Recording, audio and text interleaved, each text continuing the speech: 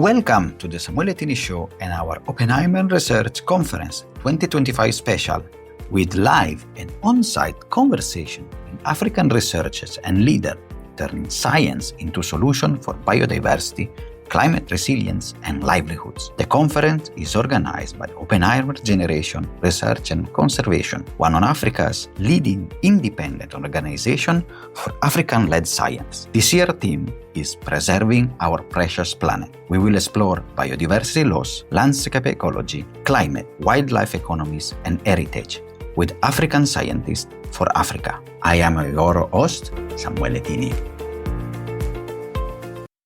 Oppenheimer Research Conference 2025, and we are going now to discuss an important issue. And we all know rhino has been one of the most iconic animals, one of the big five. But we have witnessed a huge loss, especially in the last year, in South Africa and in the broader continent. And we are here today with two experts. They are discussing new and the impact on how to preserve in a more cost-effective and in a better way rhinos and improving the chance of survival. So we are here with Timothy Kuiper from the Nelson Mandela University and Lucy Chimes from the University of KwaZulu-Natal, and also the Senior Field Technician of Wildlife Act. So thank you so much, Timothy and Lucy, to be here today. It's great to be here. Yeah, thanks so much for having us. Mm-hmm. And before going to discuss your research that you will be presenting at the conference about really how dehorning can reduce rhino poaching and how effective it can be compared to the traditional method, can you introduce in one minute yourself and how you have entered this field of conservation? Maybe Lucy, start with you. Sure. Yeah. So I actually did my master's research project looking at the impacts of rhino dehorning in black rhino in Namibia. And so that was particularly looking at rhino reproduction and the impacts on that as sort of a sub-study. And then I moved my work over to South Africa and I started working with Wildlife Act, doing wildlife species monitoring, very heavily involved in the rhino monitoring space. And then that's when I started developing on my PhD and sort of building my master's project up into the PhD, building also on what Tim's work is on to look at the impacts and effectiveness of rhino dehorning, but on a broader scale across Southern Africa. Fantastic, Lucy. And Timothy? My name's Tim. I'm a senior lecturer at Nelson Mandela University. I come from a more mathematical, statistical background. That was my undergraduate. And that's, I guess, how I got involved in this project. The cool thing about it was that it was thought of, it was initiated by non-academics. So this was people in the greater Kruger region in South Africa, Kruger National Park and the surrounding reserves. They saw this drastic loss of rhinos and they saw that they were investing in so many different things. And they thought now is the time to critically evaluate what's working, what's not working. And they knew for that they needed expertise in data analysis. And so they actually called me on board to the project. So I'm not really a rhino expert or rhino conservationist, but I'm passionate about statistics and understanding impact. How do we know whether what we have done makes a difference or not? And how do we measure that? It's very tricky, yes. But this project allowed us to do that. And this is where we want to understand the data, no? I mean, maybe Lucy, since you are on the field, can you give us let's say in 1 minute, why the urgency of rhino? What is the status now of rhinos in Africa, and especially in Southern Africa? Yeah, so I think, particularly in Africa and primarily Southern Africa, poaching is at very high level. It's incredibly unsustainable at the moment. It's been quite a sort of interesting development over time. There was very heavy poaching in sort of the 1900s, and then that kind of stabilized. The black rhino numbers particularly have been sort of responding quite well. But from 2008 generally onwards, there's been incredibly heavy poaching, primarily Southern Africa, particularly South Africa. And the white rhinos, particularly because they were the most abundant species, have been hit incredibly hard. And so their numbers have actually been declining. And so the level of poaching now at this moment is unsustainable and it's actually driving population declines in the white rhinos. And on that, it seems that, traditional, let's say, conservation methodology, heavy enforcement, it's heavy costly. It's sometimes also very difficult to do. So one new approach, it's really the one you already studied, Timothy, is dehorning. So can you explain the findings of your research and why dehorning can be a tool in preserving rhinos? For sure. So yeah, as I said, I was excited about this project in that it was initiated by conservationists, so people working for South African national parks, the private nature reserves next to Kruger, local NGOs, and they wanted to find out what's working and how much does it cost. What's working, what's not working in terms of rhino poaching and tackling rhino poaching. And so we had these broad categories of things you can do. There's technologies, cameras, drones, that sort of thing. Then there's rangers, the kind of more standard traditional law enforcement rangers and tracking dogs. And then you have the more sophisticated like aerial patrols. And then you have the newer kind of more innovative, more controversial approaches like polygraph testing of the staff, because a lot of the rhinos that are lost can be attributed to sharing of information from the inside, whether it's rangers or managers or others. And then dehorning. Dehorning's in a totally different category. A lot of these interventions, and I think this helped us explain our findings, the law enforcement interventions, the security, the technology is focused on detecting poachers when they come in. And then once you've detected them, arresting them. So catching them in some way. And these interventions were very effective at detecting and arresting poachers. We saw that the dogs in Kruger led to over 700 poachers were arrested thanks to the dogs, the tracking dogs that were used to catch them. And the aerial patrols have also been effective. They've got this radar system to detect poachers. So we weren't arguing that these things are not detecting and arresting poachers. That's what they were designed to do. But what we failed to find was that sites that had invested more heavily in these things, they didn't necessarily have less poaching. And so that was an interesting result. But with dehorning, we found that the effects, wherever it was introduced in this system, we looked at 11 reserves. And of the 11 reserves, 8 introduced dehorning at different times. And every time it was introduced, the rhino's horns were removed. There were drastic reductions in poaching. So that's a summary of our findings. There's, as Lucy will probably say, that's just one area of South Africa. That was one particular period of time. Since then, we're still finding that a lot of dehorned rhinos are being poached. So Lucy's PhD is actually looking more into, is this effective at a South Africa scale? And I think she's slowly coming to an answer on that. But basically, in a nutshell, the results were fairly simple. Dehorning led to drastic reductions in poaching over the 7-year period across these 11 reserves, Kruger National Park and the surrounding reserves. And Lucy, since Timothy launched a bit the ball to you, I want to understand. So the drastic reduction is because there is less incentive, for poachers that they want their own to be sold, usually to Asian market or others. So, and what are also the limits of this approach?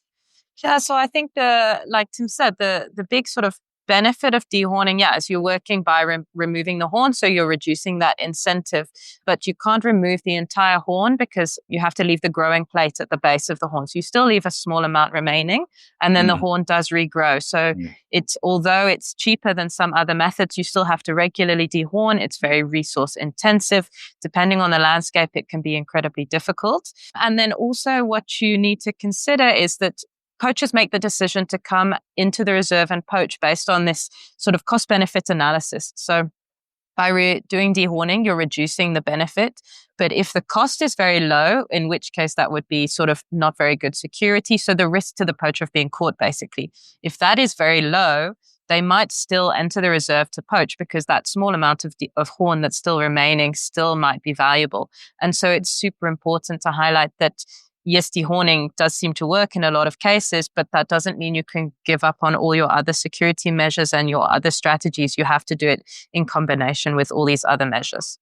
Mm-hmm. So it sounds like to me that you have to work then, as you said, it together. Mm-hmm. So of course, if there is traditional methodology plus dehorning, now the costs for the poacher is too high, so they better say, okay, we'll leave those rhinos there.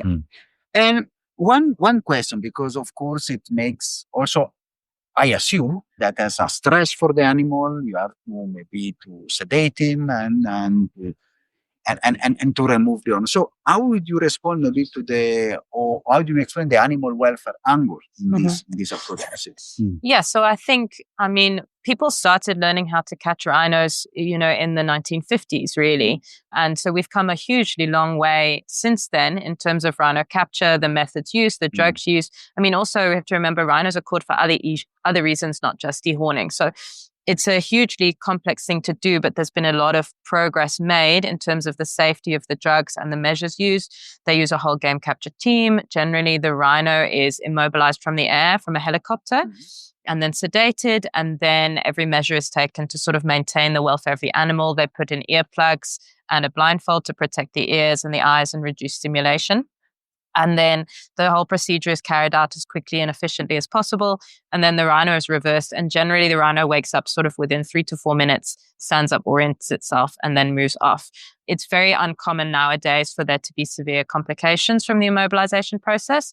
But obviously, that is always a concern. And so, obviously, ideally, you don't want to be immobilizing rhino all the time to be doing this. But then again, you have to look at that risk-reward ratio of, is a sort of slightly compromised welfare of an animal through dehorning still better than the animal being alive and not poached? And that's where you have to sit. I think the thing I always try to highlight to people is the dehorning process itself is not very enjoyable for anyone involved. Nobody actually wants to be cutting the horns off these rhinos, but unfortunately, it's a point that we've reached in an attempt to try and keep the rhinos alive. Does it have any issues for the rhinos being without the horns? Yeah, so that's kind of what part of my PhD is touching on. So I'm looking at the reproduction side of things for black and white rhino across Southern Africa. We haven't found any evidence so far of any detrimental impacts on reproduction or calf survival or anything like that.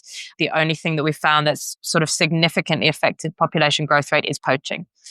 There was one sort of study across 10 different sites in KZN looking at black rhino behavior after dehorning, and they did find a significant reduction in home range size after dehorning.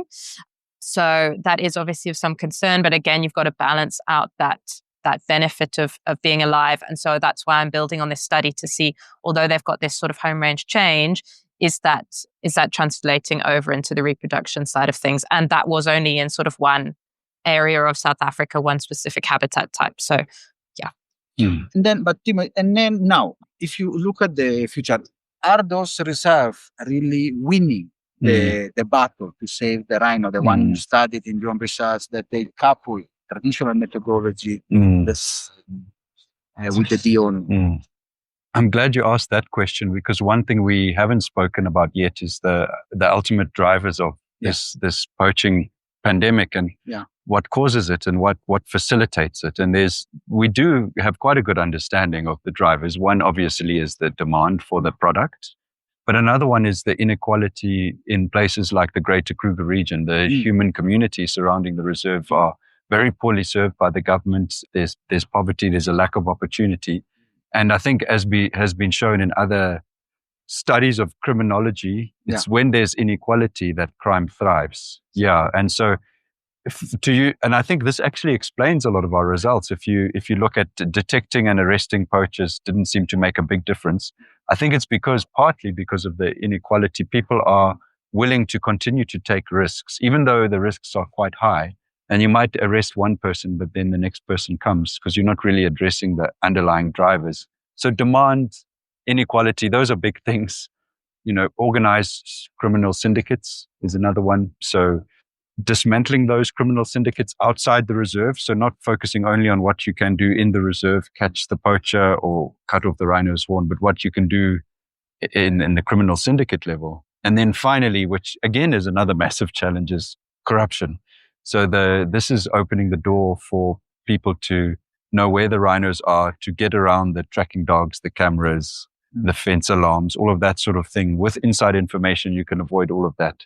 So it's a big ask. I mean, I'm essentially saying we need to address demand and poverty and corruption and organized crime. Holistic, let's say, more holistic approach, you are saying. So tackling from community level, working in solving livelihoods, and giving other opportunities, which they reduce, the willingness also to engage in this act, because of course now you have a better livelihood, a more secure environment and opportunities. And the dehorning in that part is just another tool if I have understood you correctly, Yes. in trying to reduce the risk, for Yes. rhino, and in one sense also the economic incentive, to Yes. go and poach, because Yes. now the risk is higher than the And possible return. I would say one more thing on that, and it's actually a superhero of mine is Daniel Kahneman. He won the Nobel Prize in economics. Yeah. And he understood how humans make decisions very well. And he looked beyond this simple cost benefit utilitarian kind of approach. And he said, humans, we are biased. We don't make decisions like robots. And he actually said, the certainty of the risk or reward has a massive influence on someone's behavior. So with dehorning, it's more certain. The reduction in reward is a very clear reduction. It's a very certain reduction. Whereas with these other law enforcement interventions, there's a higher level of uncertainty. So I think in that sense is one of the reasons, economic, it's drastically reducing the economic value of poaching, but B, it's a very certain reduction. Whereas some of these other things are a bit more murky and uncertain. You might get caught, but you might not. You might get caught, but you might have corruption to get around it. So I think this is, for me, quite a compelling explanation for why dehorning is so effective and why I think it will continue to be. But for me, I wish we didn't have to do it. And I think it's only when we address these bigger drivers that we will be able to get to a point where we don't have to. And because of what's a rhino without a horn, I wonder. I think the name even implies that it has a horn, and it's a beautiful thing to behold a rhino with a horn. And so hopefully we won't have to do this in 20 years' time. Yeah. And then this is the question that I want to ask. Maybe we start with Lucy and then for you, Timothy. Just really to understand the future of African, because what you have really emerged from the finding of the research, dehorning is a powerful ally coupled with traditionals. Maybe it can reduce also part of the costs, which can be maybe funneled and channeled towards the holistic solutions that the community needs, really to further reduce the same. How do you see the situation of rhino? We know that now in the Kruger area, I think, if I'm not correct me, because you are the expert, we lost 70 to 80% of the population in the last 3 years, and rhinos are more and more endangered. Lucy, from your perspective in the field, in the research, how do you see the future of the rhino? Yeah, I think everything that Tim touched on was very important, particularly this idea of, dehorning. Although we found a lot of evidence that it works very well, we shouldn't be viewing it as our long-term goal. In 20 years' time, we don't want to still be dehorning rhino. And so in a lot of cases, dehorning is implemented as a sort of short-term solution to buy time, to improve other measures to address these other issues, with the goal that eventually you won't have to be dehorning, because it's you'd far rather see a horned rhino in the wild. I think another sort of concern when you're looking at the broader picture of rhino conservation going into the future is this, and which is something that Tim and I are going to be looking at in my PhD, is this idea of the effectiveness of dehorning on a Southern African or a South African scale, in terms of are you reducing all of the poaching, or are you just moving the poaching syndicates from one dehorned reserve to a different horned reserve? And also now we're actually sitting at a position where the majority of reserves in South Africa definitely have implemented dehorning. And so now you're seeing these spikes, like Tim was saying, in Kruger, where actually your poaching of dehorned rhino is going up again. And so actually how effective is it on that landscape level? But I think in the long-term sort of conservation of rhinos, like Tim said, the only way to address those things is the demand, the corruption in the system, the poverty around the parks. And those are all, huge things to address. And we can do everything we can from a rhino conservation perspective to address those things. But ultimately, those need to be tackled by a national or an international scale to tackle those things. And so I think, the rhino conservation world and rhino poaching is linked to a lot of other organized crime and other wildlife crime. And so everybody's kind of doing their thing to try and address these issues, but it needs to be a national and international effort to address these problems. They're far greater than just the wildlife conservation frame. Fantastic, Lucy. And Timothy, as South African, being here, living in a land with huge heritage, how do you see the future of the rhino? We will save them. I think so. And I'm happy to end on this note, because through this project where we analyze the effectiveness of these different interventions, perhaps the best part for me was the people involved in the project and how we were so different. We had a ranger, we had a private reserve manager, we had government staff, we had a few professors at universities, you had me as a statistician, we had people from prominent NGOs, local NGOs, and we got together. And what we were able to do was more than any one of us would have been able to achieve. And I see innovation that people are able to come up with.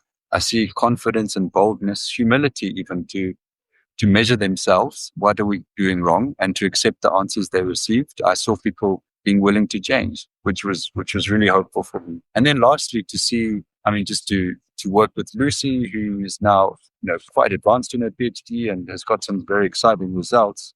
And to think of people like her committed to rhino conservation and committed to the science of conservation and measuring impact, and gives me hope. There's just the people involved, I think. And I know that these people, when working together, will win, I think. I have a lot of hope that will happen, because I've seen tangible differences. You saw that 78% reduction. I think there will be other examples in the future as we come up with new solutions where we see those changes. I think we have cause for hope. Fantastic. And this is a very positive note, because it's really the intervention, bringing also people from different backgrounds together, the policy angle, the community angle, the NGOs, will make the future of the rhino, more stable and for the generation to come. So thank you so much, Timothy. Thank you much, Lucy, for sharing your insights and your expert view. It has been a pleasure and honor. Thank you so much, Samuel. It's been wonderful. It was fun. Thank you. Are you satisfied after this wonderful episode? Let's continue together our sustainability journey.